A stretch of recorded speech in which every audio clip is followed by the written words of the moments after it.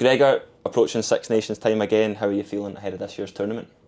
Yeah, looking forward to it. I think it's always great to work with the group, both players and management, to get the guys in for what will be an exciting tournament. Two games at home straight away. No, we can't wait to work with the group again.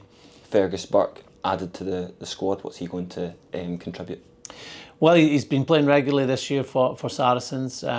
Played really well, and yeah, we're going to find out about him as a person and also as a player. But he's someone that is a good defender, someone that loves to carry ball, whether it's at 10 or 15, but also is very connected in attack shape. So an experienced 10 that will add something to our group.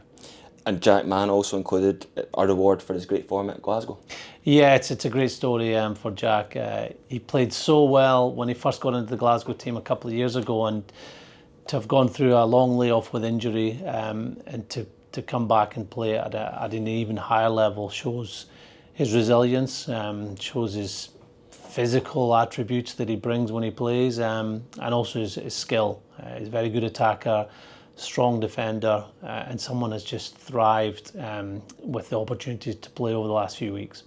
Johnny Gray returning to the squad, it must be good to have him back available. Yeah, Johnny's a really experienced player. He was playing in really good form before November, and while it was a pity we weren't able to work with him in November, he's now back fully fit and brings now this experience of playing in French rugby to our group, and we'll add to our second rows. We had a bit of a blow losing Max Williamson, who was showing so much potential and performance-wise was in great form prior to his injury. But having Johnny come in means that we've got someone that knows Test rugby very well. A largely consistent squad when you look at the one that you selected for the autumn, but there are a few injuries. People like Adam Hastings, Kyle Steyn, Cam Redpath and Ben Muncaster, all not included in this, but could we expect to see them at any point during the championship? Yeah, we hope so. Those are players that played a lot of rugby for us or been involved in recent campaigns, and they should all be back after the first couple of rounds, maybe before if things go well, or maybe targeting that third game when we go down to Twickenham. So yeah, we just wish them all the best over the next few weeks and hope the rehab goes quickly. When you selected your Australia squad, you think you were quoted to say it was one of the most capped squads of all time. Has that been something that you've built towards, and just in terms of having a lot of players with a lot of experience in your squad?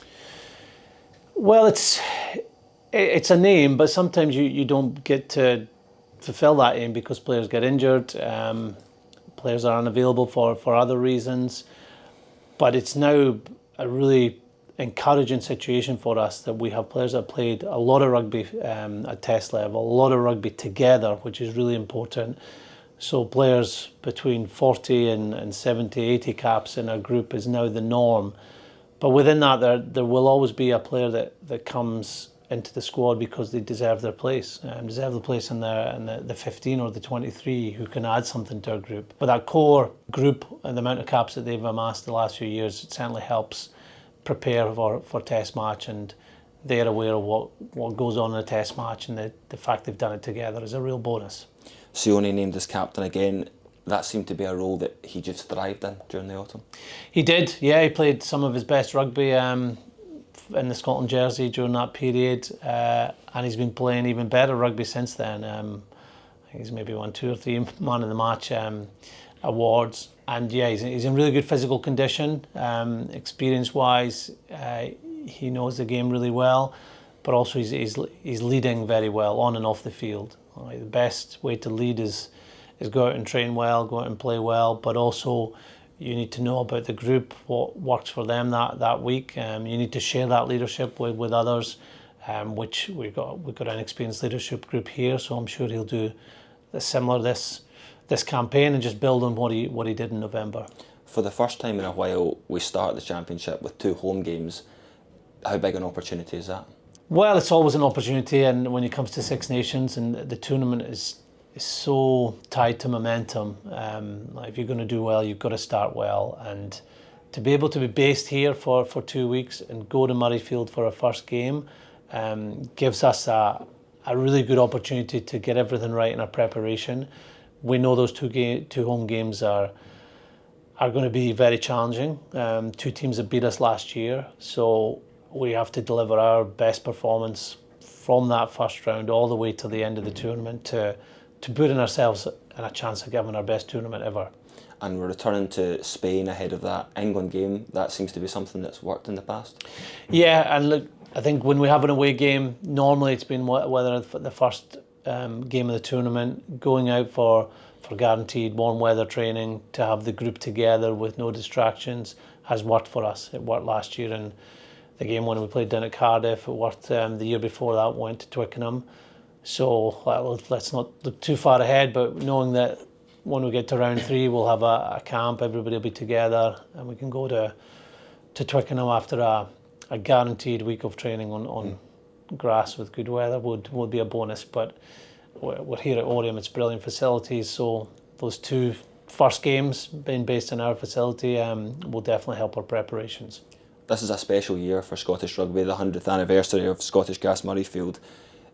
How much will that be acting as a motivating factor for the year ahead? I'm sure it just helps our purpose.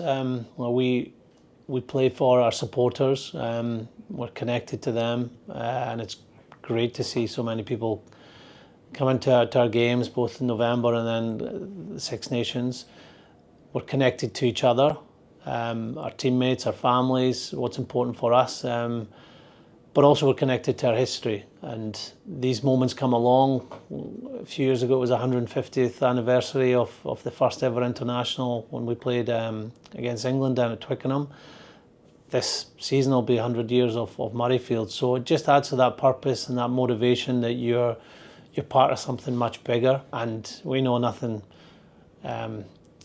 matches the Six Nations in terms of history and atmosphere and challenges we face, but to know it's 100 years of our stadium, we want to make sure we do our supporters and our history proud by the performances we put in.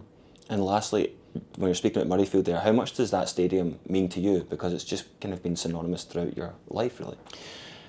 Yeah, I was there in the 84 Grand Slams as a supporter, 12-year-old, and back then from the schoolboy enclosures to now being in the coaching box, it still gives you hairs on the back of your neck when you're there before a game. The atmospheres are better than ever. The anthems, the noise the crowd bring, the people as well. The demographics changed over the years. A lot more families that come to the games, young families that are connected to our players, that create even more noise than used to be the case in the past. So yeah, it's a special venue for us, special stadium, and we know during the Six Nations a lot of away supporters come too, so there'll be cracking atmospheres over the next 3 home games we have.